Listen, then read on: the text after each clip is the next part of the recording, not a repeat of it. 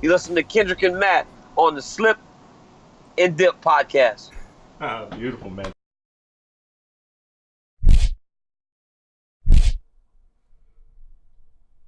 Woo! Episode 102. Slip and Dip podcast back in your life. Kendrick Johnson, my co-host Matthew Wells, holding down in D-Town, fresh off the heels of UFC 238. Go check our recap. We were lit last night after the fight, where we have another champ, and his name is Henry Cejudo, or AKA Triple C, in the house. And we saw, which might be go down as a legendary performance when we look back in the annals of time, from this one Vasilij Shevchenko with one of the best head kicks you'll ever see in a title fight. Still kind of pumped off last night's action, man. And not to forget, Gennady Triple G Golovkin did what he did, got his guy, Mr. Rose, up out of there, and should be coming for Canelo Triple G 3 September 14th. I got inside information. Don't know the venue, but know the date. So write that down. That fight's a done deal. Yeah, man. Yeah. Breaking news is setting the stage all at once. I'm with it, man. I'm with it. Yeah. We're not gonna go into the card or anything like that, either one, because like we said, we did that recap last night. So if you want that, and if you want it fresh and hot off the press, go check that video. Go click that video. I'll put the little card up, like right here, over there, wherever it goes on the YouTube screen, so you can click that link and go watch that. We went on for about an hour live on YouTube, chatting with the folks who came through on the chat, answering all the questions, and we pretty much went through all the important stuff, all the fallout of last night. So you want that, go click that video. Today on the show we have Mr. Nelly T, Nelson Thomas. If you guys are fans of reality TV shows, if you watch these MTV shows, he is definitely a name that you know if you pay attention to these shows on MTV. And he is on the show. He joins us for the first time to talk about his experiences there. And it's kind of crazy how much his experience parallels the reality TV experiences of those on The Ultimate Fighter. So listen to it, with that in vain. And it's really kind of eerie, I guess, in a way. But I guess that's that reality TV experience, especially when they have you in these houses. So he talks about all that kind of stuff. And then, of course, our good friend, Stephen Wright, one of the best trainers in the world, is on the show as well. And not only one of the best trainers, a budding promoter as well, who has his second show coming up here in just a couple of weeks, in which yours truly will be commentating ringside like his first show. June 22nd, holla at your boy. Yes. So if you're in the DFW area, please make plans to come see me, come see Stephen Wright, come see all the great action, because the first card, I'm not lying. Like, I watch professional fights every weekend. This card was lit. The action was lit. And it's lower level competition, but again, when it's evenly matched, even at that lower level, you still get some amazing highlights, and we definitely had those last time. So come check it out. So A lot of stuff going on coming up. We got the next UFC cards down in I said Makano. They're going out the, I guess, what's that guy's name? The guy that playing the Renato Makano and Korean Zombie out in Greenville. Yeah. And then we got our girls, Andrea Lee and Martel De La Rosa will be going at it. Yes, it's gonna be they're third on that card. They got them a bright spot. They should, especially after how stacked UFC 238 was. It's good to see fights, I guess, appropriately where they are. No more curtain jerkers getting title shots. And that 125 division is weird. Where you got a dominant queen, but you got so many intriguing matchups. It's like, who can solve that Shevchenko puzzle? I don't know if that person exists right now. She's a monster. And it's not that she's just physically better than everybody. She's out there playing chess, and these girls are playing checkers. So she's smarter than you. She's got more physical skills than you, and she's more technical than you. How do you beat that? And then you look at her resume. How do you stack it with that? And the fact that she's been with who we think of right now is the GOAT of MMA fighting for women's. Amanda Nunes has been in the octagon with her for 40 minutes, has not got wobbled or stopped when she's knocked out some of the biggest names of the history of the sport. So how do you beat that at 125? You don't. And I tweeted out last night that she will be the first one to rack up all the rubies on that new belt. All those little red jewels. She's getting them on the new belt. It's going to be Valentina. Props to her. She said, I want anybody top 10. She didn't know I no name. She said, you top 10. I need your name on this resume. Yeah. Top 10s. She did not discriminate whatsoever. It's funny how she said it, all the top 10s. It's funny. You need a little lost in translation there, but we know what she meant. But it's kind of crazy with the 3 different languages, but the common denominator is that he's like a stone cold killer. Like, she ain't throwing no names. Like, if you got a 10 or higher on your ranking, come see me. Yeah, come get this work. That's cold. That's like the most cold-blooded call-out I've seen of a champion. She's a machine. No, dude, that's all she does. Everything she says is just straight up stone cold machine killer assassin vibe, and I love it because she has that accent with it too. It's just like, you should really be like a movie character. Like, it's amazing to me. Any top 10s, come see me.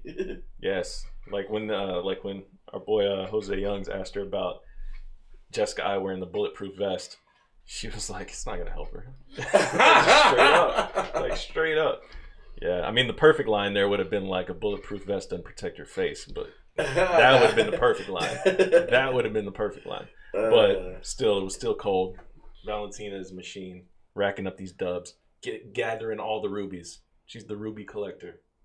Watch it happen. Prove me wrong.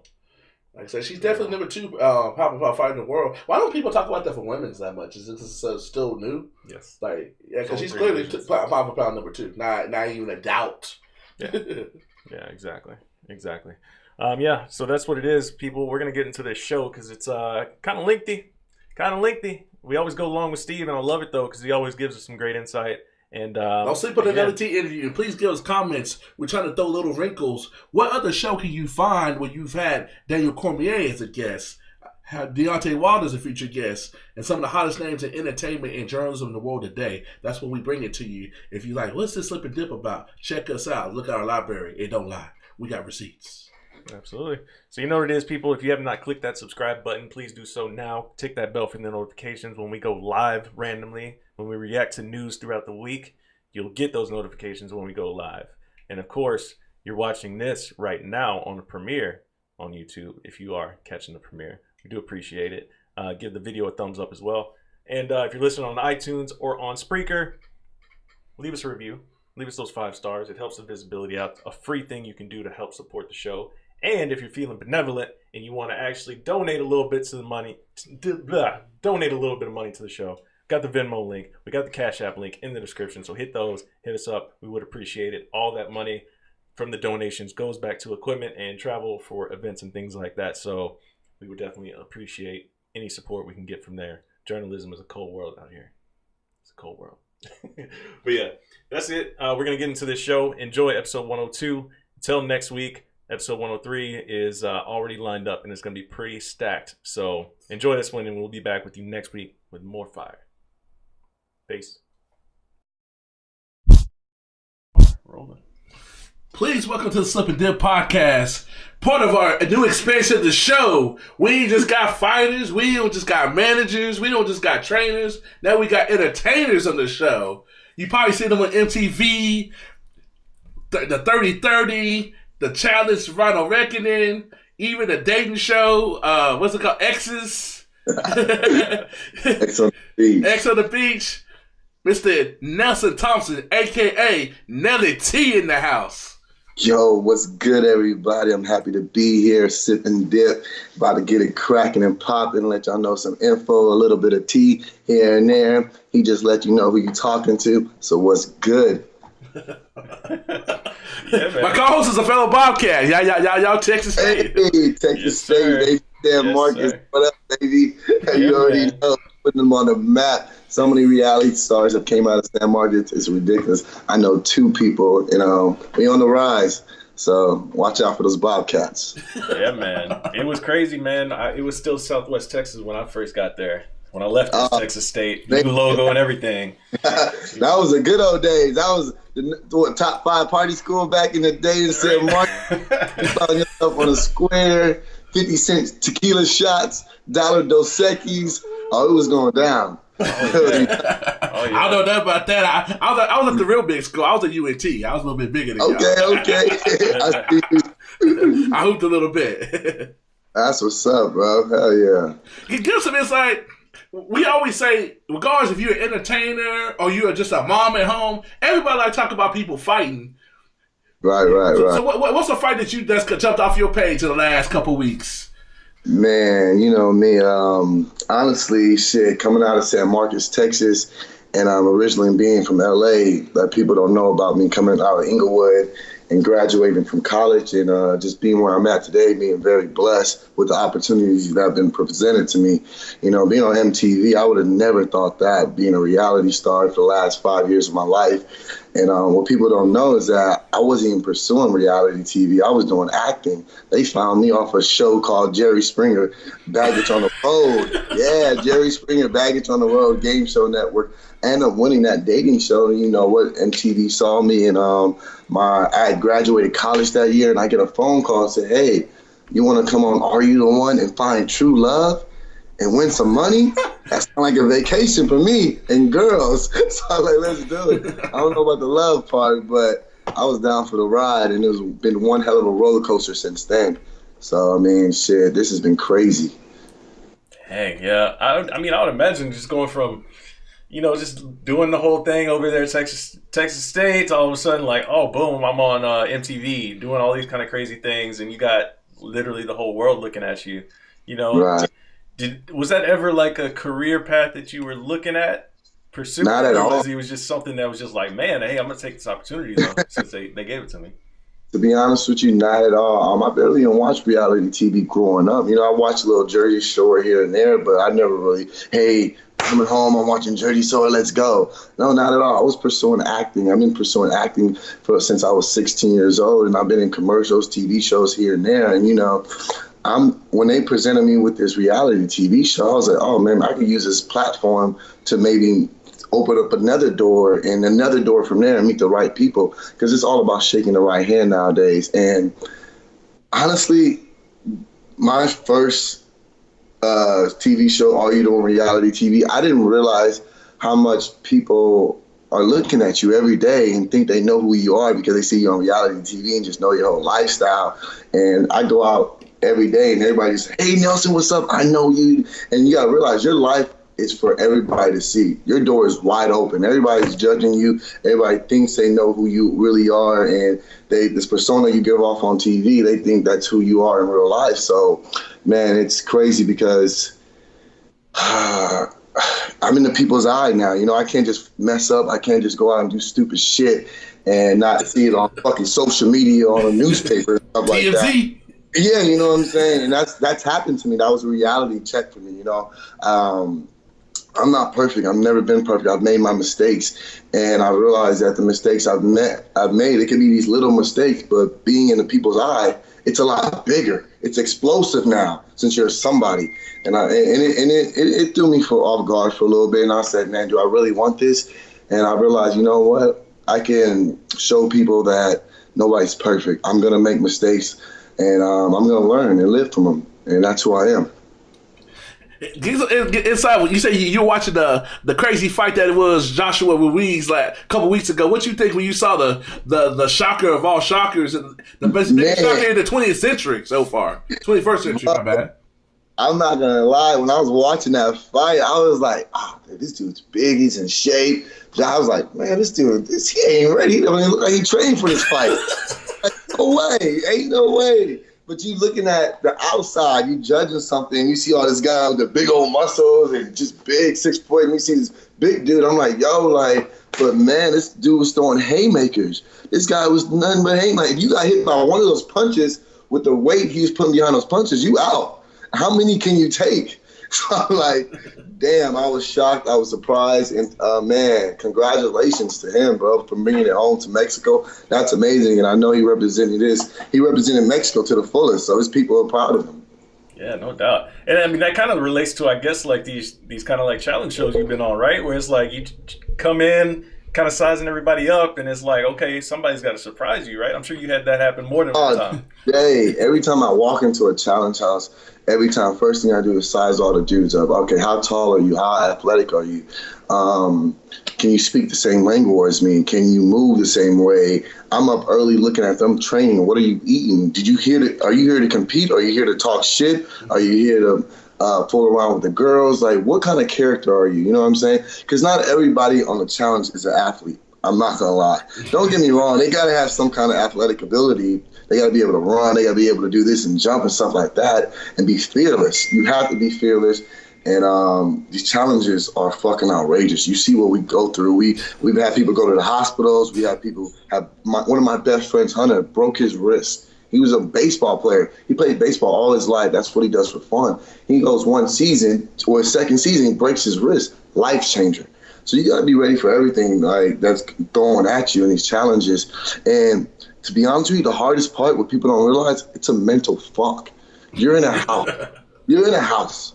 Blocked off from the world, no cell phone, no music, not talking to your loved ones, and just blocked up with 19 other people that you don't even know how many people are in the house, 10 girls and 10 guys. Yeah, you might have done shows with them, but then you got these other people, these strangers coming in, trying to be your best friend, trying to climb to the next ladder, trying to see, hey, how can I get their way in?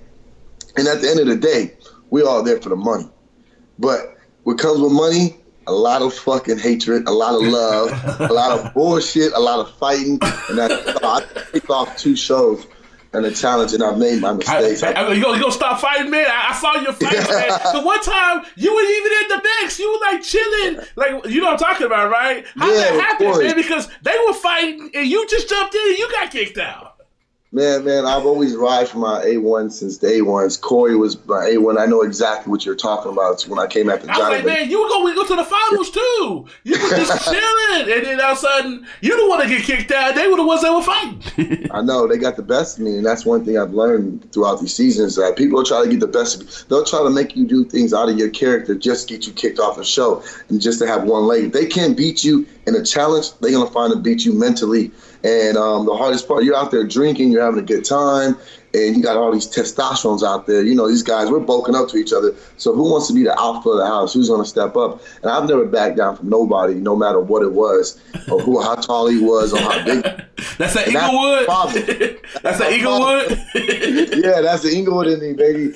That's all I mean. So I made my mistakes. You know, that fight with Johnny, I had no reason to come after him, but he was disrespecting my boy, so I wasn't going to let it slide.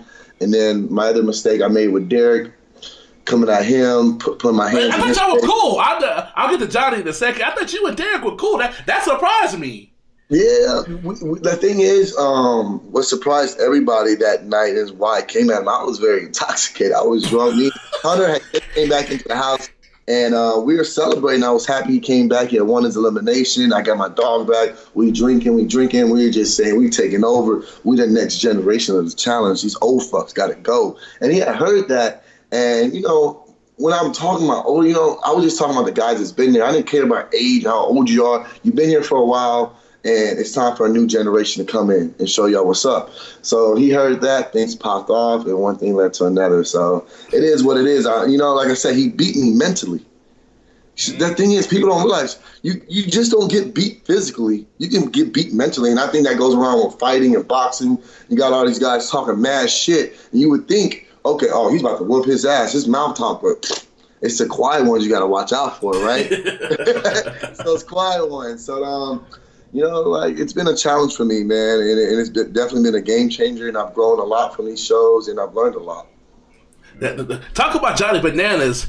I know y'all not on the same page, but you gotta give it up to him. That guy is the GOAT right now. He's the GOAT. Man, I wouldn't say he's a GOAT. Why not though? What about the 6 challenge victories though? You're saying he's a GOAT because you keep seeing him on challenges, right? No, because he won 6 times. I ain't because he's on there. Because you got his people like the other brother on the show. What's his name? Leroy. He been on about 15. How many times he won? Exactly. No doubt. I'm not here to represent Leroy, but you asked me about Johnny. Oh, you can't call somebody the GOAT that hasn't won in so long. I can't remember last time he's won. I can't remember a decade without winning. Hold up. How about this? How about you? Because I know you're a big Johnny fan. When's the last time he's won an elimination? He lost his last 3. Oh, look at the face expression. You have to think back. Don't get me wrong. I respect the man and what he's done to this game. Don't get me wrong. I give him all his credit. He's killed it. 6 seasons deep. His 19, 18 seasons or whatever. And as old as he is and still moving the way he's moving, he's very intelligent. He's good at what he does. But don't sit here and call somebody the GOAT if you still don't have it.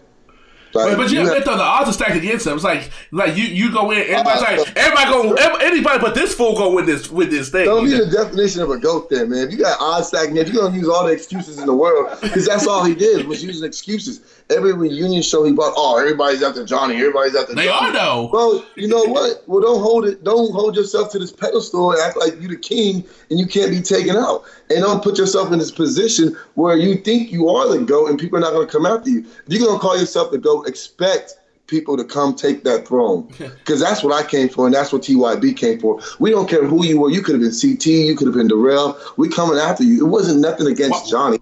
You put yourself on this pedestal. We want the crown, and that's the end of the day. Let our viewers know what TYB mean. Team Young Buck. When people, I want to take that, make this very, very clear. This has nothing to do with age. It has to fight the line that's inside everybody. That the person that's willing to step up and write their own path, not just follow somebody. You know what I'm saying? And that's what people did on the challenge. They followed in line and just get ready to get shot out. Rookies came in line. Okay, nobody ever stepped up. Nobody ever did what Corey did and call, I want you, I want you, I want you. Nobody's calling the big dogs out. That was a game changer when Corey and Hunter and I came in. That's when the game changed up. Let's be real about it. Nobody's calling out big dogs like we did.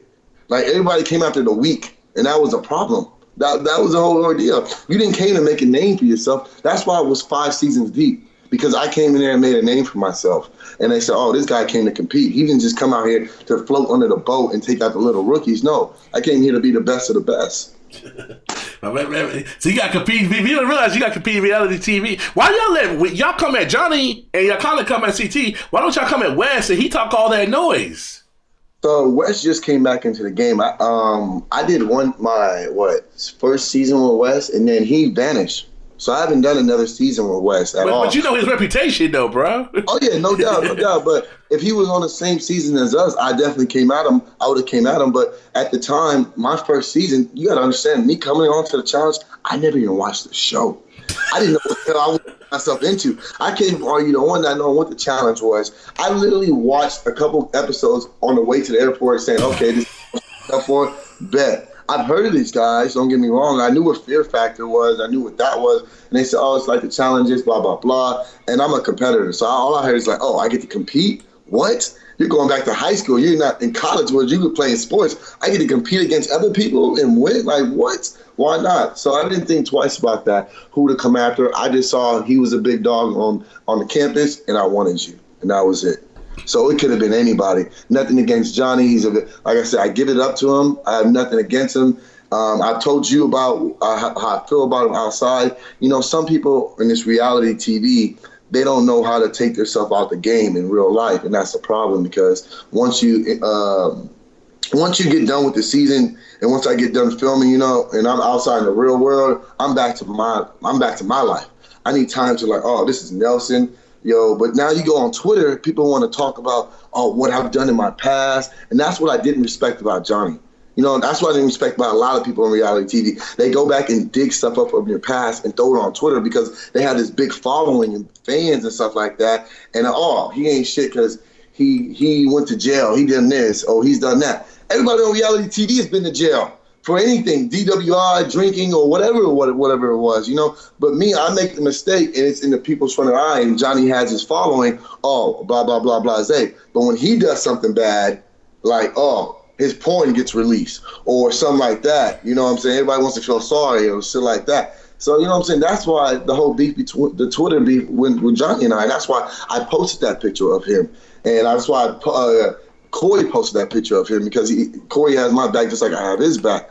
But, come on, man. We can keep reality TV on TV, not our personal life. And that's why me and Johnny have this vendetta against each other, because you stepped foot into my personal life. That's the whole problem, bro. Man, you sound like a boxer. Yeah, man. Don't get me wrong. He knows what stuff. He knows what time it is. Him and I are not friends. We're not cool. Like we had something to do together. Yeah, let's go get this money. We had to film something together. Okay, cool. I keep it business. But you know what? I know where I put you in real. I wouldn't. That's not the kind of guy I would hang out in real life. I wouldn't call you up or text you. Hey, blah blah blah. No, I know we're not cut from the same cloth. We're not, and that's just point blank. Nobody is, and I don't need friends. I came on this show to make a name for myself and make money. and that's it. So, and hey, you know me, sometimes I fall in love too, but it gets lonely in the challenge house. I like to cuddle. He got my man over cracking up. Man. That's so. Yeah, man. It seems like, I mean, honestly, like there's a lot of parallels to what we see like in the reality game, like on MTV, and the reality shows, like on The Ultimate Fighter, like in the UFC. Like we hear a lot of the same stuff you're saying right now from a lot of the fighters that have to spend that time locked away with no access to the internet. Like they just like keep you locked down. Like, what's the hardest part, like for you, like when it's all over? Like, is there like a hard adjustment period going back to normal life? It is, brother. It is. Because like, man, when I walk back into my apartment and I'm looking around, I'm like, wow, I'm really home. Like when you're on that challenge house, you gotta realize like you're a kid again. Like you're locked. You got a bed. You ain't got no bedtime, but you're not allowed to just go out and go. Oh, I want to go party, or I want to go to McDonald's, or I want this, or I want that, or I want to pick up the phone, or I just want to watch TV, or I just want to do my daily routines. No, the hardest part is finding a routine to get used to, so you won't get mentally fucked. So one of the things I do is keep to a routine. I wake up, make breakfast, I work out, I relax by the pool, I go inside, I work out again. I talk to friends. I try to stay mentally there so I'm not thinking about what's going on back home. So when I come home, I need like 2 weeks just to get adjusted. I don't want to talk to nobody. I don't want to see anybody. I just want to be home and just lay down in my bed. It's like, wow, I can get up and go do what the hell I want right now. I'm a grown man again. I have rights again. So that's the hardest part, man. Just getting back to reality and getting back to routine and adjusting to real life and stuff like that. Are you cognizant? Like, I talk about Lee when he don't win, but he does a good job of representing brothers on TV. Are y'all cognizant on that? Because like on a lot of shows, like you always see the token one, regardless if it's MTV, Survivor, Big Brother. It's always that token one, and it seems like they put the pressure on y'all to be a certain way. Like I think it's crazy. Like on a dating show, like The Bachelor, all these brothers in America, you can't find one that's doing something that they all these fine ladies. Not right. One. Leroy definitely represents, no doubt about it. It's sad that he hasn't won yet, but not everybody wins in the challenge, you know. To be real with you, I have mad respect for Leroy. He is definitely my boy, and he puts on for us, no doubt about that. Just especially for the culture, no doubt. As you saw 2 seasons ago, you know they had a little racist remark, and I'm not going to mention no names, but MTV took that very, very highly. Is she kicked off the show permanently? Like I said, I have no comment on that. I can't speak on it because I don't know. Oh, I heard she's a good person. She just was enticed. Is she not a bad? Give us the real on that individual. I'm gonna be real. Me and Camilla did a whole final together. We went when you do a whole season together with somebody. You won a finals. You really get to know somebody. Camilla is not that way, and I'll speak the truth about it. To be honest, she's not racist. She has a great heart. She's a good person, you know. But reality TV fucks you up. She's been in this world for a while, and she's a beast. She's a beast. She's probably like the best. Pound for pound, she's probably the best female. I know Maria's got a little bit more accomplishment, but pound for pound, is she like 5'2"? Yes. That's why I say you can't judge a book. Size doesn't matter. You know what I'm saying? She's Brazilian, by the way, so you know how she's built. you don't watch the show. I'm not going to put it out there. Nelly Tina, I'm talking about. Yeah, bro, she's a short girl, and she just has heart, man. She doesn't give up. She doesn't quit, and she's very athletic. And I have mad respect for her, but she made mistakes, and she owned up to it, you know. But it seems like more people are mad about it than her. Like more people are mad about it on the outside than Leroy, who was the actual victim. Is that accurate? Right.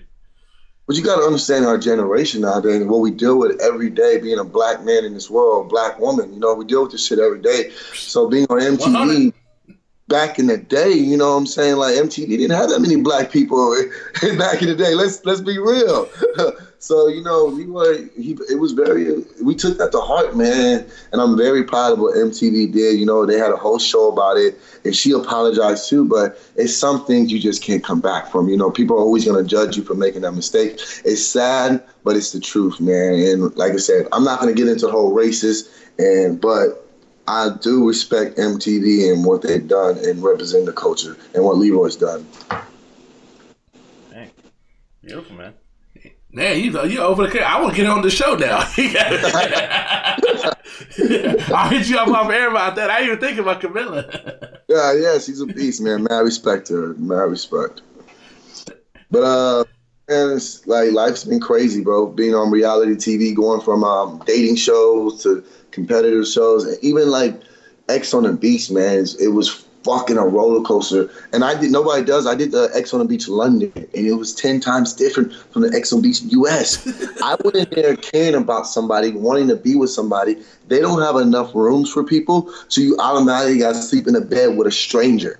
Or you're sleeping on the floor. When I walked into the house, it was 3 weeks later, and the girl I came there for, she was already in bed with somebody else, and I had to deal with that. I had to sleep next to that. Like, I had to see that with my own eyes, you know what I'm saying? And the house is not that fucking big. I just can't walk away from this shit. And it threw me for a roller coaster, man, seeing somebody I really cared about all over somebody else, and just knowing I came there for that person.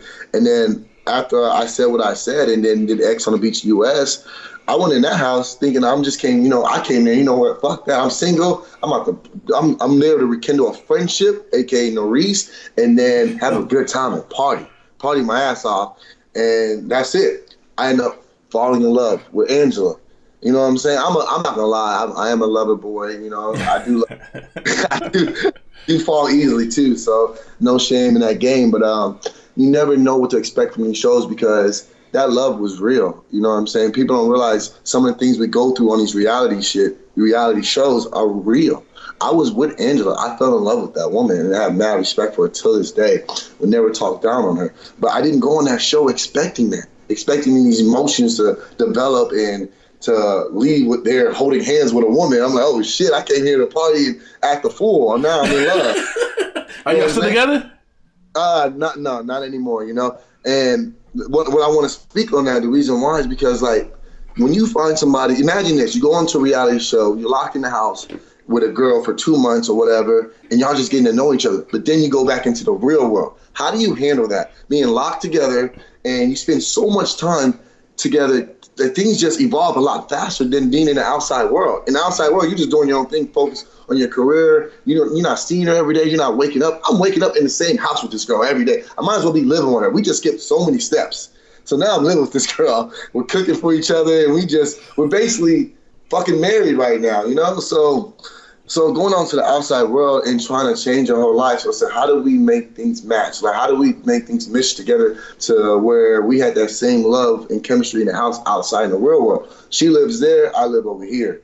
And I'm like, okay, how do we do this? And I think people are different. You find people's true colors come out. People put on a little costume on reality TV. Costumes, you know, I like that. They do. They put on a I like the little costume. You gotta think about some of these people act on reality TV. You'll never see them act like that in the real world, ever. Some people, and it's so sad because I can tell when somebody's acting and trying to put on for the camera and get TV time to where it's being real. And TV can spot that too. Fans can spot that too. Or you're just doing this shit to get some TV time and build up your fucking followers. This is not who you are. And I call them out. So, and people do anything for some TV. People say anything, do anything nowadays for a little bit of fame, for a little 5 minute of fame, no matter what it is. You see it on Twitter every day, you see it on Instagram nowadays.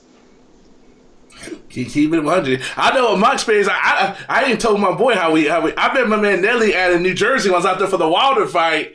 I like, what's up, man? My man had the clean leather jacket on. He was fine. He was fine to Texas. I just came back from Texas, and we got an instant click. I was telling my wife, was like, I felt like I'd known him for about 5 years. Angela just dropped me off at the airport too. Literally just dropped me off at the airport. I'm leaving back to Austin.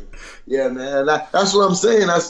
Prime example right there. You know me, right, for 5 years, but like when we got to talking on the phone for about an hour, then I was like, oh, all right. Then you got to really know, oh, this guy's like a whole different guy. Like, okay, a lot of people think he's this, he's that, but all right, you know what I'm saying? But and then a lot of people don't know where I came from too. You know, they think. A lot of people thought I was born with a silver spoon in my mouth, but no. That's one thing I have bad respect for. You went in that life a lot. A lot of people see like these athletes, like we got a guy named Maurice Hooker that's fighting in a big fight in a month or so. He's from South Dallas. You know how South Dallas is. Yeah. This guy's a world champion, getting paid $1 million a fight. he could get knocked out in 2 seconds. That man's winning at life at the end of the day. All day. He's representing, no doubt, man. And I respect that. I respect anybody's game. Anybody that's made a name for themselves or made it in the industry that they're in, you got to respect the hustle, bro. You have to, because nothing's easy in this life at all. And people come up to me all the time, hey, how do I do this? How do I do that? You got to grind. It ain't going to be given to you. It ain't going to be given to you. You don't think I'm running all these miles or swimming or teaching myself and building my mind to, okay, if I'm going on the next challenge, I need to be able to swim. If you saw my second season, I can't swim for shit. Like, you put a man in the ocean, you put me in the pool, okay, cool, I can swim some laps. You put me in the damn ocean thinking about what's underneath me, and you got these waves, these currents. I'm in Thailand. They drop me off in the middle of the ocean, swim to this fucking island. I'm like, yo, there's fucking sharks under here. There's fucking I can fucking die right now. So after that season, I'm like, you know what? I'm about to be better. I'm about to learn how to swim. I'm gonna be the best swimmer. I'm gonna come back on there and show people they're not gonna outswim me. Let's go. Let's get it. You know what I'm saying? So I've grown so much from the challenge and being on reality TV, and it's amazing. And it's made me the man I am today. So, no doubt. Beautiful, man. Beautiful. Yeah, I mean, I would imagine going through those type of experiences, man, will have some effect on your character. Bro, positive or negative. I'm sure it's going to shake up your life some way. Yeah, no doubt, bro. Bro, when you think things are taken from you, so my second season? Yeah, it was my second season. Thailand, living outside, like Survivor, some Survivor shit. We eating out of canned foods. We sleeping on fucking hard mats. Got bugs, raining. Like, we had a roof over our head, but with the rain would still come through. It was cold as shit. You living on this island for 2 weeks, not knowing what to fucking do. You would think it'd be paradise. Hell no. It was hot as shit. We didn't have nothing to do. We had to come up with stuff on our own. Like, we were going mentally fucking crazy. But you know what? I wouldn't change it for nothing. That's when Corey and Hunter and I became one of the best friends ever. We became brothers on that island. And that's one thing you do leave with. You could leave with good friends because y'all spend so much time together and y'all open up to each other. You're going to learn so much because y'all have nothing else to do. How long do you think you can talk about ass and titties? Or how long do you think you can talk about the person next to you? You know, you start breaking down and you start opening up to these people. And then you're like, wow, okay, shit. You learn a lot about yourself, too. That's dope, man. That's dope. Yeah, man. It was fun talking to you, man. We gotta get on out of here. But, boy, man, I'm always intrigued to hear about these reality experiences, man, because, like, it's, you know, a lot of people watch reality TV, whatever flavor actual show they choose, you know. Yeah, I mean, there's so many different flavors of reality TV. You know what it is, right? Yeah, you already know. From that. Y'all remember Flavor of Love back in the day? Literally a different flavor, right? Literally a different flavor. Put me on that kind of show. Give me 10. Man, I appreciate y'all having me, though. It's a blessing for people to reach out and really get to know my story and stuff like that. So I thank y'all, because it wasn't for the fans and y'all taking the time to reach out to me or him stopping me. Matt stopped me in the airport. I wouldn't, you know what I'm saying? That's a blessing. 5 years ago, I wasn't shit. I was a regular person walking. Now people want to hear me, you know what I'm saying? So I thank you for having me on your podcast. And I slip and dip. I guarantee I'll be back on here anytime y'all want me. If I can connect y'all with some good people, y'all let me know. But I appreciate y'all. I must respect Nelly T.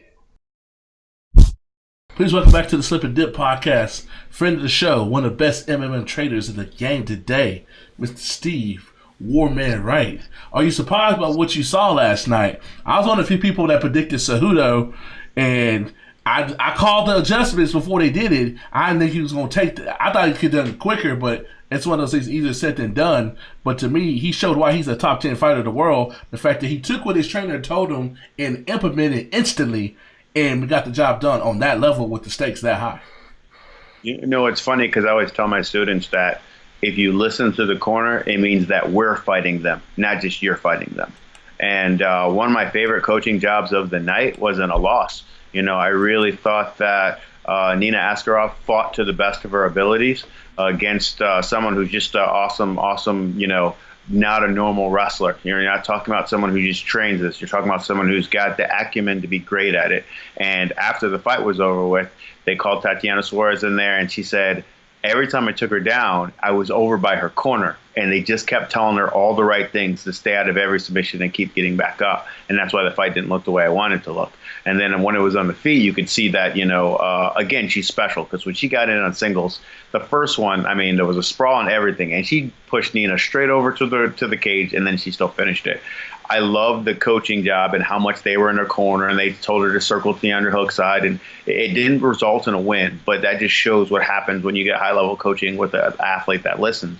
And I think in a situation with Cejudo, you already have a high-level athlete. You've got the Tatiana Suarez in your corner. You know what I'm saying? God.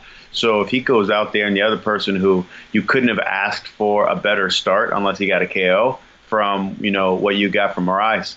And I really thought that Moraes fought well, but maybe it was throwing the power shots that slowed him down. But, man, it's like his gas tank just disappeared. Like in a and to, Cejudo's credit, he said that he saw it happen, like on his face, and he watched it in his body language. And then I asked, I was like, man, I think I tweeted after round one, I was like, he's in for a long night because his legs are already hurt from the low kicks if he doesn't land something big. But when he saw that, the big shots that they were throwing earlier had drained him, he completely was like, all right, I'm going now. I'm not worried about these punches anymore. And that changes everything. Someone's not worried about your offense. So just the volume striking and the way he's picked up in round two, and then in round three, it was just one-sided. And it's just, you're talking about the elite of the elite. You're not talking about something that's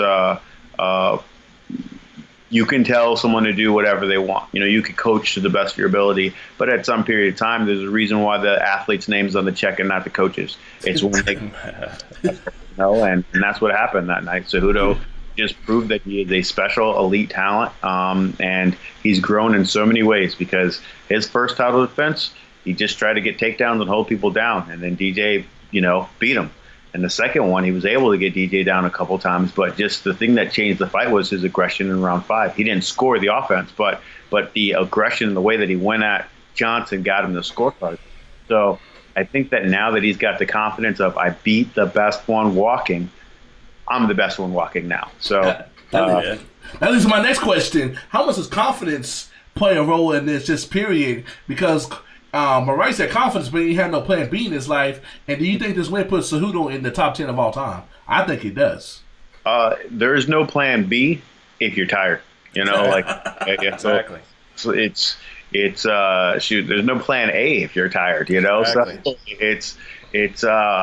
he just he landed. If he could do what he did in round one for 3 rounds and then ice skate for 2 rounds, he wins the fight.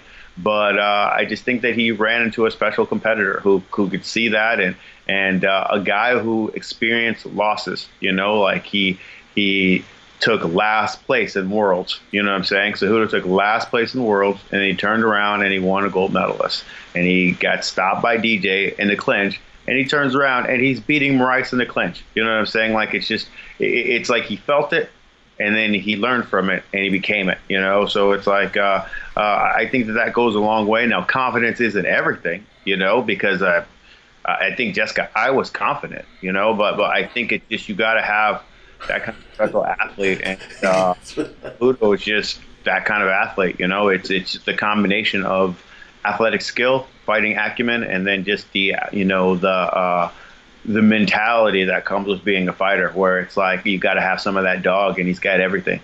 Actually, one more for that Matt asked one. What do you think this whole notion that MMA people think everybody got to have an effing storyline, or Henry with all his gimmick stuff? Oh, that's going too far. Why do they care about that? At the end of the day, you got to fight on Saturday night. Either you show up like he did, or you don't show up like Jessica did. It's all irrelevant, and people get too worked up over that. Can you win? What happened on Saturday night? That's all I care about. All the other stuff is just a sideshow. I guess I agree and I disagree. For me, I want an athlete to be themselves, because I don't think that the way Ronda answers questions and the way that Conor McGregor answers questions is something that can be sold. You know what I'm saying? I think it's something that you got or you don't have. But even the failed attempts seem to make people popular. The way people, there was more video clips of him showing up with that, crown and top hat or whatever. I saw that video clip everywhere, and everybody said the same thing. It's cringeworthy. I can't look at it. It's confusing and so on. But I kept seeing it. I saw way more than anything Valentina Shevchenko did. She stayed professional. She answered things professional. She went out there and she put on a great performance, and you remember the performance. But at the same time, the whole fight week, even afterwards, there was this, oh, she was way better. You know what I'm saying? So if you take that away from people and you let them focus on, your other antics, maybe that's to your benefit. But I'll tell you this, that Cejudo video, I seen it like more than anything this whole fight. I seen it more than fights this whole fight week. And, I can't even, I didn't even listen to it with sound. I just saw it like screw. I was like, dude, I can't mess with this. But I'm a whole man. You know what I'm saying? Like, there are some people that want to see that posted just so they could hate it, and it's just I got to give credit where credit's due there. And then a question that you said before that I missed, I would say Cejudo is a top 10 fighter of all time. Yes. So one question for me is that my last one on Cejudo. I saw this question posted by EKC from MMA Fighting for the MMA Hour tomorrow, and I'm just curious. I think I know how I would answer it, but is Cejudo a better fighter than he was a flyweight, or is he better at 135 than he was at 125? That is a great question. I don't know because I haven't seen him at 125 since defeating the King. For all I know, he goes down and beats everybody in, a minute and a half now. You know what I'm saying? The division, like no matter who they throw, maybe he's that kind of mean if he goes back down to 125. I guess I still hope I get the opportunity to see it. I don't think I will. I think that the best chance for 125 was if he lost. And since he didn't lose, I can see them asking all those guys to come up and just the next, year, there'll be some fights to eliminate some guys. But at the same time, the reason why the division went away in the first place was there wasn't enough exchanges. And as far as it's kind of like hit and go for the whole division, and you didn't have the things that made you really enjoy fighting. They were so good at takedown defense that if somebody goes down, they usually pop right back up. So really, it just kind of looks like a game of tag if there's no kill tag. So that's why DJ was so important, was because DJ was stopping people. He's beating them up and he's stopping them. So for the division to stay, they would have to be confident in whoever's going to come in next. They've got to be able to, that top 10's got to look like a Cejudo Benavidez type fight where there's exchanges. And I think they have that enough. And I think that's kind of what took Dana away from the weight class. I actually believe that it won't be missed as much as people are acting like they're upset about it. But for the athletes and the guy who coaches athletes, I want to see it stay, but I understand that. But we would have to see it. We would have to see what he looks like, and, with the confidence, and because the title defense he's got was when the 35er went down, and that was as awesome a performance as you're going to get. So could he do that to other people in the division? We don't know, but I'd love to see it because he's on a roll. He is in a special, he is making his legacy right now. And that's kind of what you want from any combat sport. So what you're saying, are we approaching that, you think, as you were talking about DJ there and the division essentially being boring and, irrelevant, so to speak, because of the dominance of the champion in DJ when he was reigning? Do you think we're approaching that with Valentina over the next couple of years? I feel a little bit different. I don't know if it's because of the dominance of the champion that make me think that 125 is down. I think it's just do you favor that combat, that combat sport in that division? Do you favor the aesthetics of that compared to other divisions? That's really what it comes down to. And I think that people are more like, okay, these guys are good athletes and they're quick and they're fast. They're going to put on the best, most exciting, best scrambles and so on. But it almost never happened. Usually it was elite guy versus elite guy, and it was like a touch and go. And there wasn't the kind of action that you see when you watch a Cerrone and Ferguson, together. They need a Cerrone-Ferguson guy in the division. They only had one, and it was Lineker, and he couldn't make the weight, and he moved up. But he was so important to the weight class because he didn't care what anybody was doing. He just went out there and tried to kill everybody. So it's like, they don't have that guy in the division. So you see a whole bunch of guys who are going to try to outpoint DJ. And that, I think that was what kind of, the division wasn't ready to be that. And I would say that I don't know if it is now. You know what I'm saying? I don't look at those guys who are on the outside looking in and like, they're going to go out there and really put their hands together and this is going to be a war. I don't know if I see that. Not saying that's not possible. I'm just saying I don't know if I see that. But yeah, that's kind of what my thoughts are on it. We'll see, what they decide to do. And clearly with people's jobs are on the line, I don't want them to lose it because of that. Maybe you say, hey, you guys don't have enough action. You see some people getting cut because of how they fight. It's an entertaining product people want to say sports, but it's also sports entertainment. And Super Bowl is still the biggest sport in the world. But, it's still the biggest single sporting event in the world, I'd say, as far as viewers on one night event. I think that's the biggest. They don't like it when they have two people who aren't great. You know what I'm saying? They usually are fortunate when they get people at the top. But for the most part, if we get a Super Bowl where somehow things work out that the Giants end up going against, the Dolphins next year, I just don't feel like there's enough developed stars by both for people to be like, this is the game. Outside of that, they want stars there. That's why their rules are put in place to make sure the stars are there. Touch the quarterback, fine and 15 yards. It's like they understand it. So I think Dana's just going, and the people in UFC, they're just going along that same line. They understand that this fighting weight class is not producing the moments that we get in the crowd where we get a Cerrone, Ferguson type fight. Like, name it. No one can really name that type of fight for the division. But to go back, I got thrown off a little bit. Give the girls 125 a chance, and we'll see. We're talking about two champions. One of the champions, lost it on the scale and hasn't fought since. Like, she hasn't fought since she won the title. So, who's going on there? Plus, she just got suspended for smoking weed in the offseason. So it's let's see, because there's drama in that. There's drama in the champion returning and, trying to fight for what she rightfully lost. She might have to win one before she gets that opportunity, but that's drama in itself.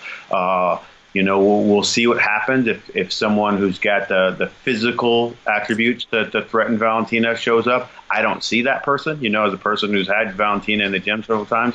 I don't see that person, but if she can keep winning by like head kick KO, head kick KO of the year quality KOs. Yeah, if that sort of thing keeps happening at 125, then Merry Christmas to everybody. You know what I'm saying? Like, it ain't going nowhere. Everybody's like, oh, this is the knockout chick. That's what's going to happen, So it's like, we'll see what happens. Here's a two-part question for me. Well, one I'll finish with Valentina. If you're at 125, I'm pretty sure some of these say this is their job. They're students of this game. Mm-hmm. Amanda Nunes, who's basically the baddest woman on the planet, can't knock her out. Been in the cage with her 40 minutes. But she's knocked out Sabor, Ronda, and Misha in a combined 3.5 minutes. So that path to victory does not exist at 125.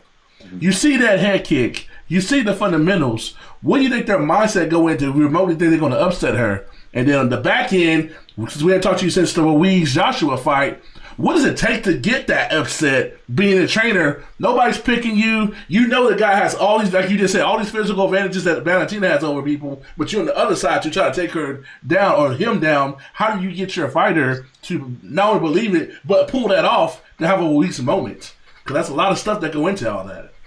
For sure. Well, the first thing is with those kind of upsets is the reality of the situation can't matter to you. As I mentioned before, I truly believe that Jessica Ai had the best camp of her life. I truly believe that she, a little bit heavy as far as the weight goes. It was a little bit more of a struggle than she probably wanted to, but I think she came in strong. I think she came in confident. She had the walk about her. She had that look.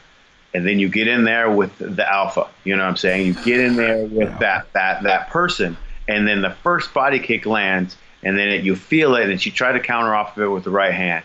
But that's the big thing. The elite people have seen it all. So Valentina knows when the body kick scores that the counter is usually going to be the return right hand. So she just gets a little bit out of the way. Not a lot. She's not on the other side of the cage. She just gets a little bit out of the way. And then that person thinks, I'm close. So I just keep playing the game. I'm close. I'm almost there. Like I can get it. But it's just not how this thing works. You know what I'm saying? It's just there's, you know, you hear the joke all the time. You know, there's levels to this. When you see a Tatiana Suarez or you see, Gracie, like if you see these people and you go, man, there's levels to this. This is not equal playing field. Everybody still feels like it's equal playing field. Like every athlete still feels like, man, I'm going to go out there and I'm going to do everything perfect and I'm going to be better than Lovato on the ground today. And I'm going to, you just like, fighters have got to, they've got to be optimistic to a fault or nothing can happen. You know, you can't get in for your first fight if you don't have that. Like when no one goes in there and thinks that they're going to lose by head kick, they go in there prepared to win and then head kick happens, you know? So, I guess that the number one thing is if you're a coach in that situation, you've got to blind them for that because sometimes you get opportunities and the fight's not to your benefit. It's not to your matchup, style. Like I could have told you that when Grasso fought Suarez, I knew exactly how that fight was going to go, and it has nothing to do with Grasso, who just fought the fight of her life yesterday. But like, it has nothing to do with her and her skill set. Sometimes the person you get matched up with are better, and in this game, more wins come off of matchups than come off of training. Not even close. Like the wins come more from the matchups than doesn't matter what super gym you go to or what coach you got. If you are better than the other person when the fight's made, you're probably going to win, So you've got to push all that stuff out of the way if you're trying to go after an upset. And for me, an upset is when the other person has the better resume and the better skill set. In the UFC, if you were to say, Steven, what's an upset? Sarah versus GSP is an upset. You know what I'm saying? Like that's something that if they were to fight 100 times, I don't know if I would pick Sarah in any of them. But when he caught him, yeah, no doubt about that. Trouble, and he stayed on him, and he pulled off, and the look he had on his face when he got the title, I was like, that's what this game is. That is a true upset, something that you can't picture happening, but happened. The situation with Ruiz, it is upset just because of how he got the fight. Because he wasn't their first choice. He was not their first choice. I think if they had Big Baby, that would work way better for them because Big Baby's not a hitter. He's a volume guy who stays in your face, and he would have ate all those big shots, and he wouldn't have scored the right kind of shot to really get him in trouble. He's got to send a card to Big Baby, right? I think you card. I talked to Eddie Hearn on Friday. He said, we chose Andy. Andy didn't choose us. Yes, so exactly. And I heard something similar from Wilder. Wilder was talking about when they had Chris Arreola hop in for a last-minute replacement. And he goes, he doesn't deserve this opportunity. And he's right, he didn't. Ruiz has been boxing since he was 7, is an Olympian, and only lost to, Parker. And that was in New Zealand. He had some 1 rounds there. So when the fight's made, I'm like, okay, of the guys to choose, this is a tough style to choose. With that said, I'm still thinking Joshua's going to, do his thing. He's still going to win. And I actually think Joshua was doing all right. I thought that Ruiz came out, took round 1.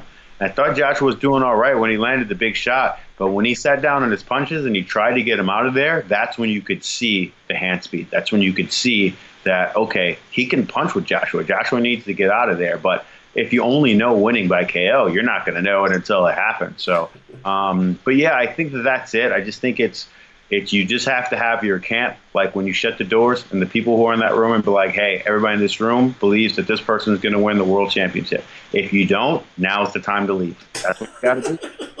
If you're going to pull off an upset, it's got to be that mentality. And it clearly, to me, it was the biggest.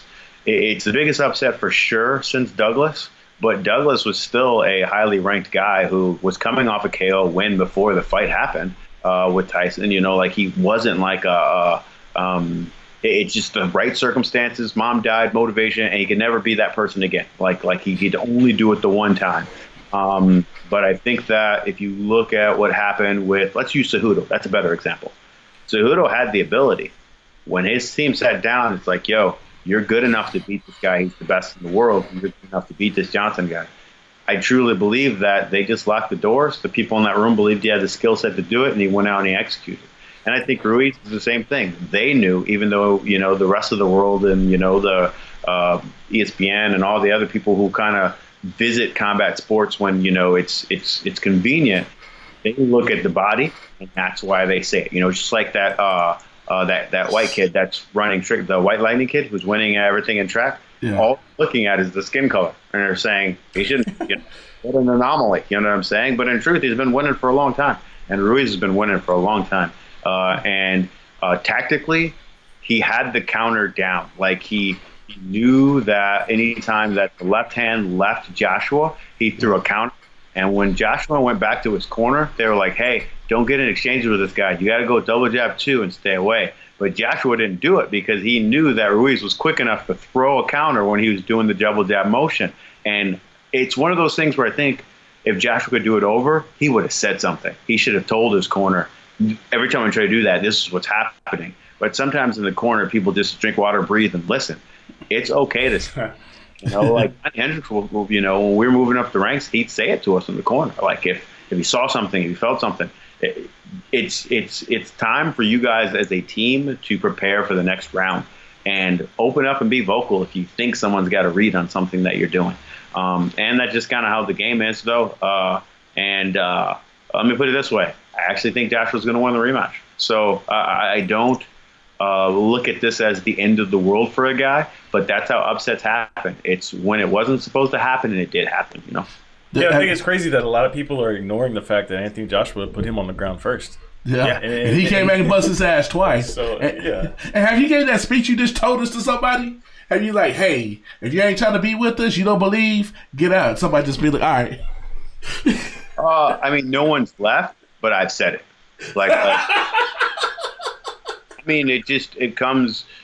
Sometimes it doesn't have to be said, So when Johnny was going against George, that wasn't an example of us pulling off an upset. We were just beating a longtime champion. But I knew I had the athlete. I knew the whole time moving up the ranks. We knew we had the game plan. We'd been, preparing for him for 2.5 years. We just didn't get the fight. After we beat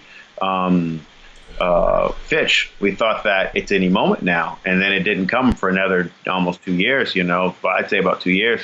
So it's like I've been there before, but I've also just been in camps where it's like mentally I can see that people look like they're here for a check, and it's easy to be like, all right, this person's here. I'm like, no. We're going out there to win. And it doesn't necessarily mean it goes your way. I think so I've been working with Jared Rochold again, and he's back in town, and we lost in PFL. He had him figured out for 2 minutes. We were landing strikes. We didn't get hit with pretty much anything. Feints, landing offensive feet, everything's going well, and but you get a guy who's like a master counterer, and he's probably the best striker on the card, and he caught us with a left hook as he turned out, and it was just a great shot, and the fight's over with. So even though you had the mentality, you had the preparation, and you're scoring offense, special is still special. And that's why those kind of wins that you saw from Ruiz, that's why it's special. And just to see him, you wonder this all the time. You hear about football players in CTE, you hear about boxers, and you saw the thing with Zab Judah this past weekend. You say, why do people do this? This is horrible, this is barbaric, and so on. But then you see Ruiz go into that speech afterwards, and he says, Mama, we ain't got to worry about nothing no more. That's why they, you know what I'm saying? Like it's the same as a guy who's working in a coal mine. You know what I'm saying? Like he knows the time down there is taken from his life, but the money that he gets takes care of his family, so he's going down there. And that's just, it's just a different. I mean, they're different people. And combat sports gives them an outlet to change their fortunes. 100%, man. Yeah, it's definitely part of the game. I mean, and like you were saying earlier, man, I think also a big thing that gets overlooked sometimes is the fact that when you are such a big underdog, I think it does add a freeing element to it, right? A little bit, because if if you're the challenger coming in and everybody's expecting you to win the fight, everybody's expecting you to take out the champion, that has to put more pressure on you. Like you're already going in there and fighting for an opportunity to become something bigger than you are, and everybody's expecting you to win. I would think if you're the guy that's coming in and nobody's believing in you, that's extra motivation. Like that's something I can take into the cage with me. Like my shoulders there's no weight on my shoulders when I go in there if nobody's expecting me to do anything. For sure, and some people you've heard that, nothing to lose, that kind of mentality. And I think that you look at the way people perform or the way they prepare themselves to perform against elite teams. And we can use basketball, for example. I do believe that the Toronto Raptors didn't have any pressure going into this tournament. Like they didn't have any pressure when the playoffs started. And then once they got to the finals, I really believe they didn't have any pressure. I think they just go out and play to the best of their ability. The other team's a super team. You know what I'm saying? Like, they've got they're the ones that've got to figure something out. There's a reason why, Draymond did the interview and he said, hey, a lot of people out there want us to lose. A lot of people out there don't want Toronto to lose. You know what I'm saying? Like, they don't that much. You know what I'm saying? So I do think you're right that there's a freeing element to it, when you're going against someone that big. But I don't know how much motivation not having someone on your side does. I think it's just more you don't have to go into there worried about failing. You only go out there worried about failing the people in your corner. You know what I'm saying? But I think DSP probably worried about letting Canada down, and I wouldn't be surprised if Connor was worried about letting Ireland down. Like, I think that comes into play when you've got those big fan bases and they put so much money. I bet you Joshua was definitely, after the loss, in the back like, man, this whole house is filled up with people from England, and I let him. I bet you he felt that way. But sometimes you got to feel the sting of that, like Joe Louis felt the sting of it, and then you get back in there and Spelling gets murdered. It's just that simple. Sometimes you got to have that happen. And it makes you the monster that you became down the road. 100%, yeah. Kendrick, anything else for Steve, man, before we let Steve get back to his evening? Do you think by the end of this year we'll see any new champions? That's a good question. Because you got people like keep saying we know John Jones is on a long run. Valentina look like she ain't going nowhere. Well. Habib is not going nowhere. DC's not going to fight unless he fight John Jones. Who can touch him? Or he walks away. That's the only way to change their hands. Well, the first one that came to mind, the obvious one, is Andrade. If Andrade fights Suarez next, she will not be a champion. If she fights Waterson next, she has a good chance of still being a champion because she's just so strong and powerful, and Waterson was 105 for moving up. If she gets a say in it, she's asking for Waterson. You know what I'm saying? And Waterson was, making an argument for herself. But Waterson's coming off a victory over Kavakevich, but Kavakevich just got, beat by. She didn't look very good lately. Yeah. So she feels like she's got some wins together, and she feels like she's in the best position to make that argument. But I still think Suarez has beaten better people, and I think that she is the favorite to win. Are they saying because she didn't win in as spectacular? No, because she has a neck injury. We're going to have her on next week. She has a neck injury. What? They don't know how long she's going to be out. Okay. And, so we'll find out more. Stay tuned next week. We'll break it down to you. Okay. I told you. Didn't I tell you? Contact her. She's so open on Facebook, on social media. Yeah, I talk to her about once every 2 weeks now. But okay. Also, too, by 115, do you think somebody as good as Tatiana is, do you think somebody that has like an awkward style that basically takes chances is that if you teach somebody to fight, you probably wouldn't teach them to fight kind of like wild and crazy like Cynthia Calvillo? You think somebody that does not have that traditional style but that's tough but has some skill with her would be somebody that can off-root what Tatiana does, that she's so technical and dominant in what she does? Because when Nina basically made it a dogfight, it got very interesting real quick. I know Tatiana had the neck injury, but that had nothing to do with your hands. Yeah, does have a lot to do with your hands, actually. I think that because she's used to winning a certain way when she wasn't able to get it back there, and who knows, when you're trying to find your range and something's hurting in your neck, that does come into play.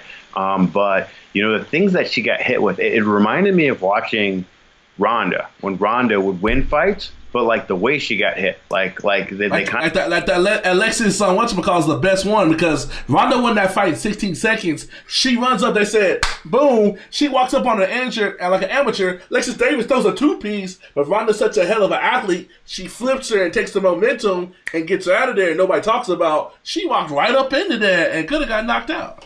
And she took some punches from Tate too, and like she's she just believed in her chin, and when she got hit, it was almost like, oh, you can punch in this sport, and but they just walked right through it. So the thing that Nina kept hitting her with was she'd go same side. So she'd throw a body kick and she'd throw a left hand or right hand right after it. And it scored like 4 times in a row. And I was like, how does that keep scoring? But I just think that the flow of it, and if your neck's hurting and just the way you move in and out changes, and she was still cornering her and looking for a takedown and, just being Khabib. That's pretty much watching Khabib. Same thing. You know what I'm saying? Khabib, like, baby. You can be hit.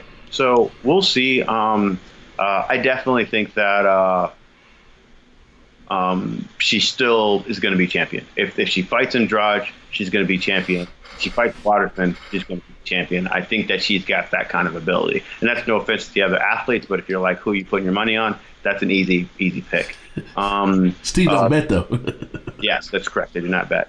And I don't touch ring guard girls either. Yeah, you text her. I was like, I'll let my man, if he want to talk about that. Cause I'm like, anybody that knows you as a person, we take the trade as you as a person, as a Steve Warman, right? Buzz on the street from Minnesota, hang out in Dallas. No, that's like nowhere near your character. So it's like, yeah, it's crazy. I mean, I can laugh it off, but yeah, as far as like getting back to the list of who would beat, I think Suarez, of course, has got the best chance there. I don't think anyone beats Cejudo, no matter what weight class. And then Valentina, it's looking like she's going to get to Chikojin next.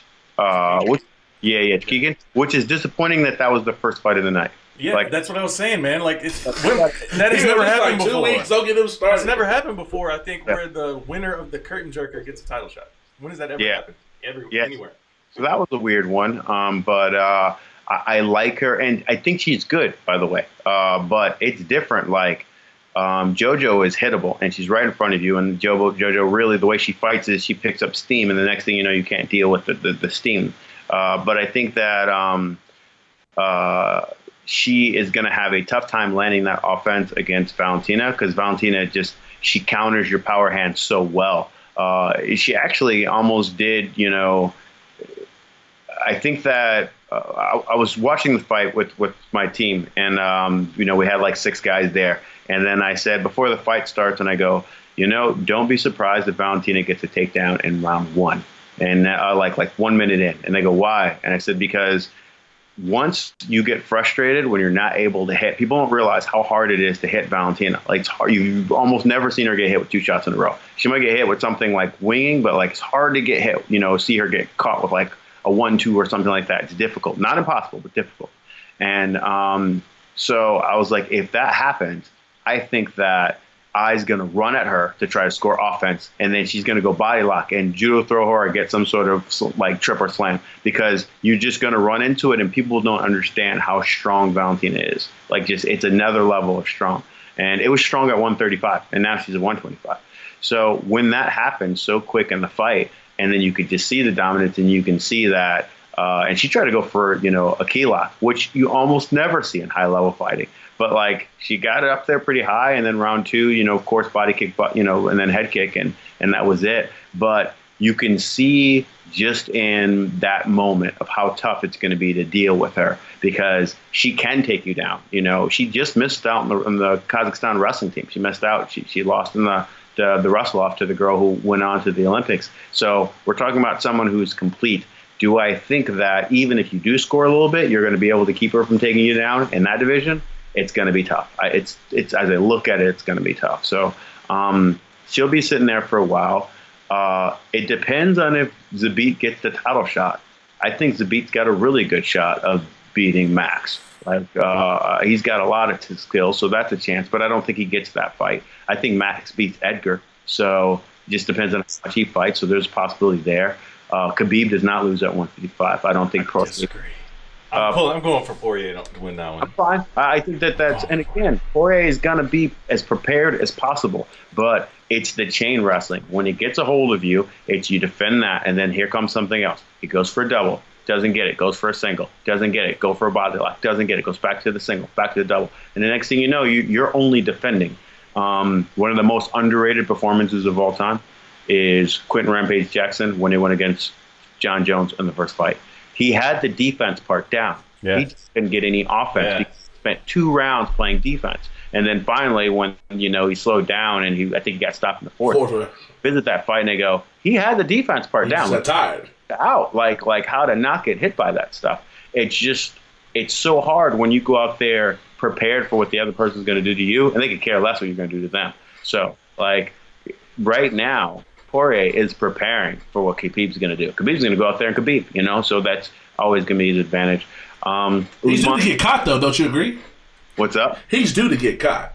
Like, we saw Michael Johnson catch him, but we know he doesn't have the IQ to finish. Somebody's due to catch him and have the IQ to finish him.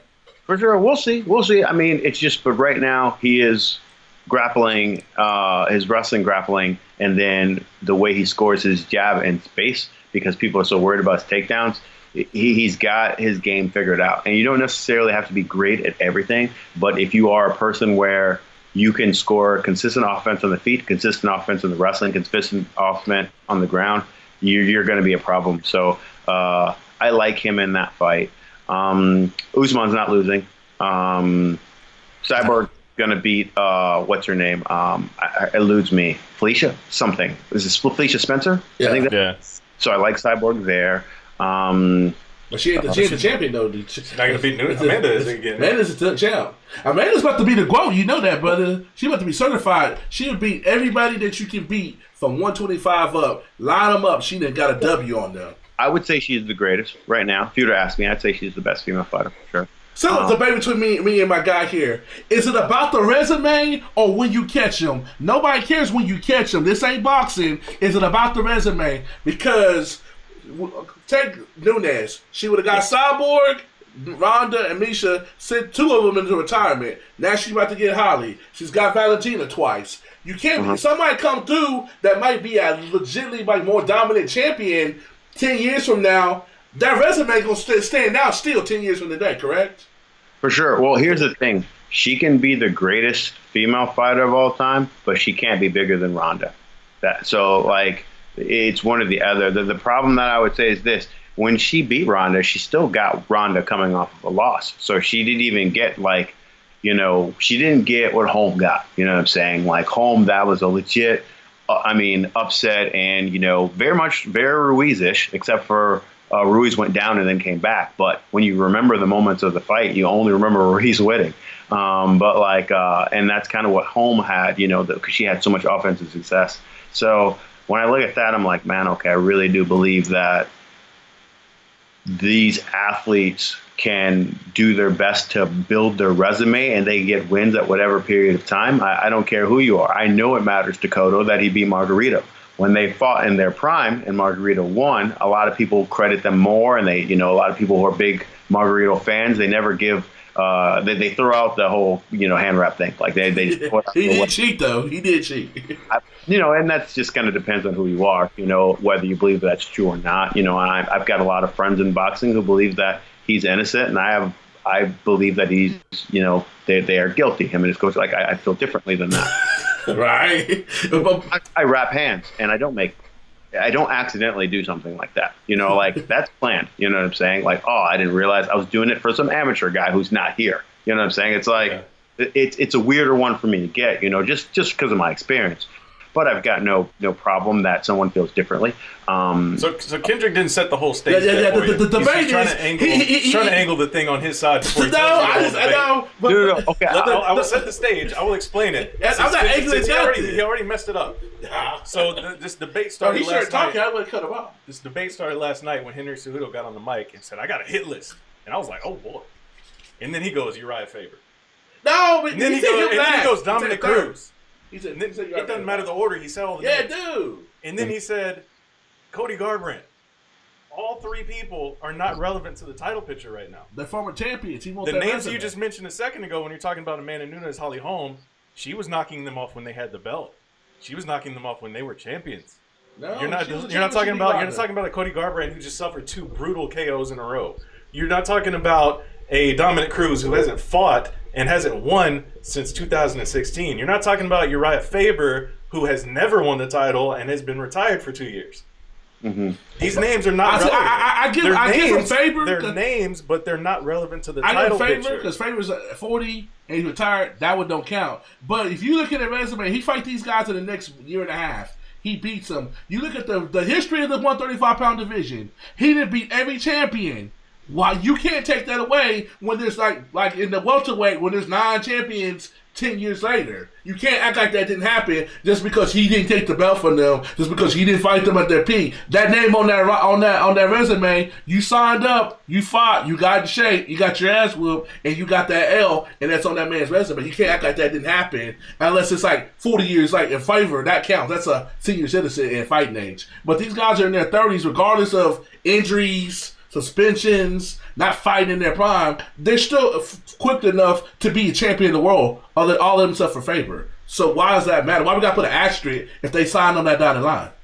I got 2 thoughts. So my first thought would be, in Cejudo's defense, I think he just started naming famous people.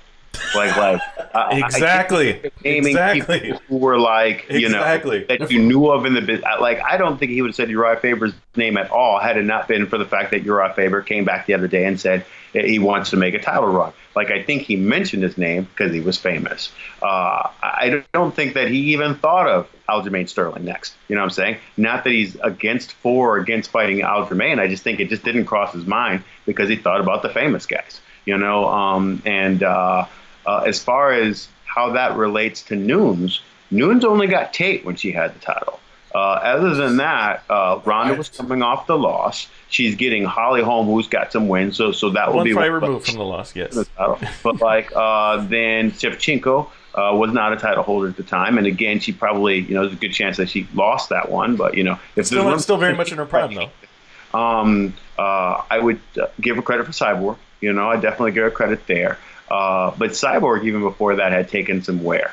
She took some shots in the fight with Holm, and I still thought she fought extremely well. Don't rule out. I guess I just want to see a little bit more. A little bit more from Nunes. I still feel she's the best, but there are some title. I'd like to see her against Jermaine again. I think Jermaine Durandamy is much better now. I'd like to see that one again. I'd like to see her against Aspen Ladd, because Aspen Ladd will bring that pressure forward and test that gas tank like we haven't seen. Valentina's the only one that's really tested Nunes' gas tank. If Nunes gets going early, she'll stay in shape the whole time. If she struggles early, like if you give her some resistance in the first round, then you'll see it start to show up like it did with Katzengano and so on. So I want to see a little bit more, but she's still the greatest, whether that happened or not.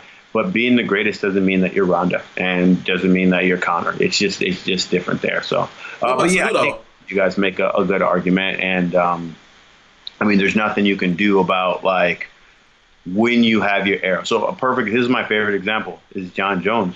I feel like John Jones got all the 205 ex-champions when they passed it. Almost exactly. Nobody talks about that. Yeah, but everybody actually talks about that.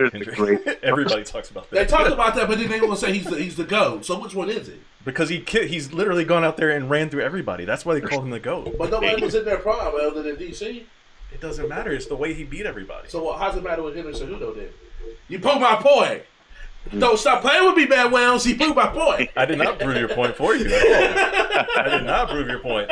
The fact is that John Jones came through and knocked off these people when they were still #1 contenders, when they were coming off of title fights.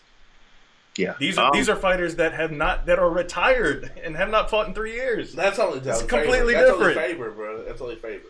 No, I think Dominic Cruz has not fought in 3 years. If you look at the people who are 2016, that was 3 years ago.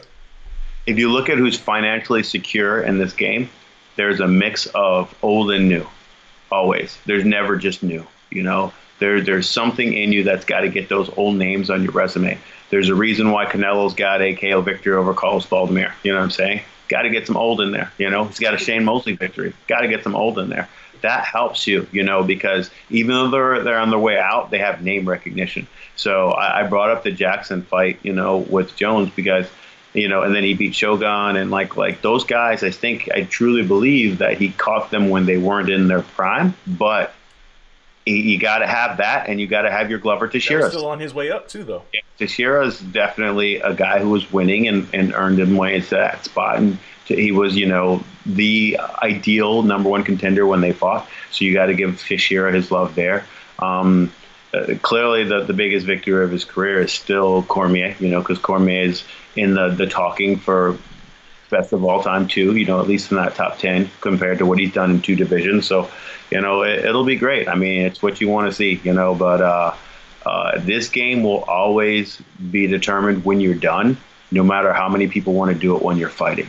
And that's why so many people were like, Max Holloway's the greatest. TJ Dillashaw is the greatest. Nunes is the greatest. Something in us wants to crown them early.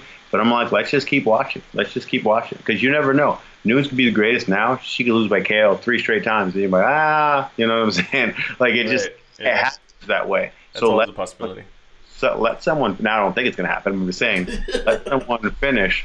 Let Max Holloway finish. But everybody just wants to crown so early nowadays. I don't know why that is. But yeah, it's an interesting time in the sport.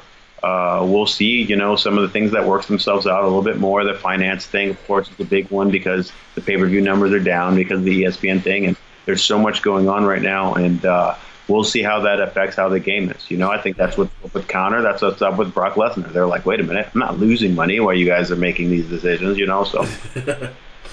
My final question is, since we're talking about GOATs, do you think somebody can come in with John, and top John Jones? Because he definitely is the standard in the business. Because to me, with the red flags and all that, you have to, it all put, like you said, he's still writing his story, but we can't act like the suspensions didn't happen. We can't act like he didn't fail no tests, and we can't act like he didn't, because a lot of people like Matt and them think Champ's overrated. If it was that easy, more than 4 people would have been there and done it. He basically said he's not going to do it because he knows the risk, to his credit, that goes with that. He could be whooping somebody for 4.5 rounds and get caught with one punch and it's out the window. But if you really gonna be that guy, that's why they have multiple weight classes. You got to me, if you're gonna be a GOAT of all GOATs, because there's levels to this and there's different little things that distinguish people. Like if Cormier had never fought, say if him Jones had never fought, I would put Daniel over John because of the champ. Because that easy, everybody would be doing it. But they have fought, so you can't. You got to bring them down.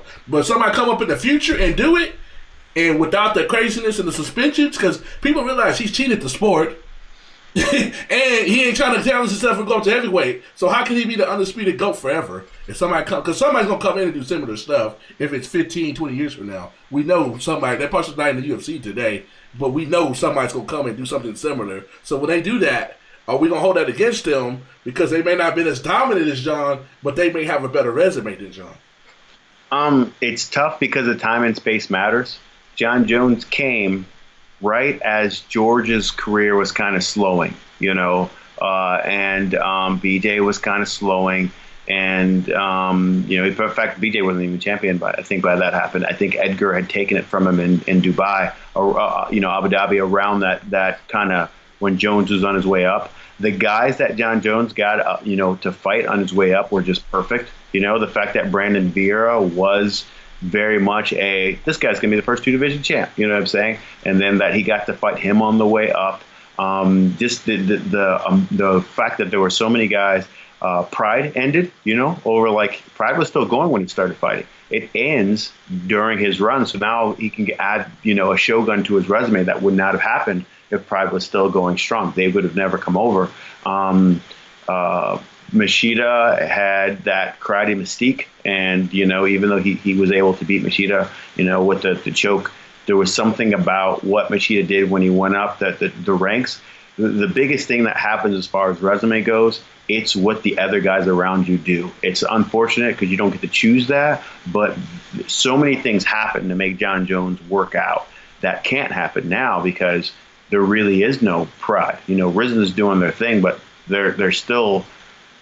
They used to be Japanese guys and Brazilian guys. Now they're like 85% Japanese guys, and a few, foreigners sprinkled in there. So it doesn't have that Pride feel, even though the production is still very much the Pride feel. There's not a lot of people who grow up and say, I want to go fight in Rizin. You know what I'm saying? A lot of people grew up and said they wanted to fight in Pride. It is that era. So time and space helped him to become what he is. And so you have to have those factors come into play. For Ronda, you have to have Dana White the year before using her say, women will never be in the UFC. You've got to have that happen, and then you've got to have another platform in Strikeforce to have you who put one of the great fight promos ever where her and Tate are in the dresses and they walk down the stairs and they do the face-off. It's one of the great fight promotions ever. And I remember watching a boxing match And then that came on. And then right after it's done, Steve Farhood was like, I don't watch MMA, but I want to watch that, and that's what you want to do. So that's got to happen. Ronda has to win. Ronda then has to go on and beat Kaufman in a minute. And then after that, Dana's going to be like, all right, let me give this a shot. He sits down and he said he talked to her, and then that's what convinced him. Time and space made her who she is. You know what I'm saying? Like, this is the one. If we're going to try it, this is the one. And she really is probably the first superstar in MMA. There are stars before, but like crossover, nobody's Ronda. I don't think, even Conor, I don't think he's Ronda as far as, what she's crossover become. So when he's close. He's up there, but like movies and all that other kind of stuff, whatever. I think everybody knows him, you know what I'm saying? But she's walking the other life, you know what I'm saying? Yeah. No matter what you think about, her as far as acting and opportunities, she really has done as much as you can do in this game. And she's making, WWE money. I think she's injured, still making WWE money. Right. So it's like she's going to win in this game, and most people don't get to win in this game. So as far as fight resumes go, if you talk about someone beating John Jones, even if they have the resume, the thing that they've got to beat is the mystique. And that's the tough part, because there are NFL guys who there's some really, really good quarterbacks out there. Really, really good quarterbacks. It is possible for someone to come up and beat a Tom Brady. I think so. I don't think that Tom Brady brings a mystique to him. You know what I'm saying? You just know he's good, but he also has the greatest coach of all time. If you won 6, I can see someone being in the argument for being the greatest of all time. If you did as many title defenses as Jones did, or as Ronda, it doesn't mean that you're going to be better than them historically. And it's not fair. It's just the way it is. There's got to be something different about you if you're going to pass someone, in that way. It's just the nature of sports. I agree with you. Like, I see what you're saying. Like, for instance, like Aaron Rodgers has a mystique about him. So if he were to get 4 Super Bowls, it would look better than Tom Brady 6. For sure, because you look at Green Bay and you're like, he's doing it by himself. You know what I'm saying? Exactly. I see what you're saying. They switch receivers. They get rid of his running backs. They don't put no money in his defense. Like, just go. Their game plan at the end of the game is be close enough to give him the ball last. That's their game plan. So they lost their coach because that was his game plan for the last 5 years. He was Sean McCarthy. That was legitimately. I bet you that was on the chalkboard week in and week out. Make sure A-Rod has the ball last. I bet you that was his strategy. And he has that, And now there are a lot of good baseball players, but there's only one Babe Ruth, and that's just kind of how it's always going to be, And anybody else, a perfect example. If you are good and you emerge in baseball now, the old timers protect you. You know what I'm saying? The old timers are like, well, you're not like this, and this is the steroid area, and we didn't do this with it. A-Rod and Barry Bonds example of that. If they testing drugs and like cocaine and weed and all that kind of stuff in the 70s and 80s and 60s, you mean to tell me that none of these guys is going to come up dirty? You know what I'm saying? They're sitting there acting all high and mighty just because of the steroid era. They know darn well what they're engaging in. It was just legal. You know what I'm saying? It didn't become illegal until kids started dying in high school. That's the thing that changed their views on steroids and so on. It was people truly were believing, kids were truly believing, this is how I get bigger, faster, stronger. And then they were dying. And then that's when they had to kind of step in the play and say, hey, this ain't going to make you run a 4.5 when you run a 5.5. You know what I'm saying? So I got to save you from you. But I think that's the big thing. You guys got me rambling, but yeah, that's the tough thing with Jones, man. It's the other stuff helps the legacy. It helps that he's come back, he's overcome it, and even the thing that he's still got it in his system, and it's still going to sporadically pop dirty here and there. All that's just It's ridiculous, but that's a whole other topic for another. It's going to keep going, So that's what you got to beat, and wins don't necessarily do it. Wins are not going to put Nunes above Ronda. It's not fair, but it's not going to do it, For sure. Yeah, man. Well, Steve, man, we appreciate you coming on again, man. Always fun talking to you, breaking down the latest goings on. And I'm looking forward to obviously being a part of your second show here in a couple of weeks as well. So fired up to be there, and hopefully I'm gonna make an appearance. Yeah, I'm trying to drag Kendrick out there, and hopefully anybody listening to this in the DFW area makes it out to the show. So tell the people where the show is, the dates, and all that good stuff before we get you out of here. Okay, for sure. Well, Fighting Words Promotions 2 It's going down in Fort Worth, Texas at the Will Rogers Auditorium. We are going to be in the 22nd of June on a Saturday, so come check us out. I've got Tony Lopez, one of the better boxers in the area, has fought in Showtime several times. I've got Clay Burns also coming off a victory on Showtime. Just some of the better guys in the area of, Cody Pfister and Abra Anguiano. And I've just been blessed to work with a lot of good athletes. Shout out to FHG, shout out to Reyes Boxing, shout out to, all the promotions, King Monkey Muay Thai, all the different people in the area that, get behind their athletes and they push the product and, Campuzano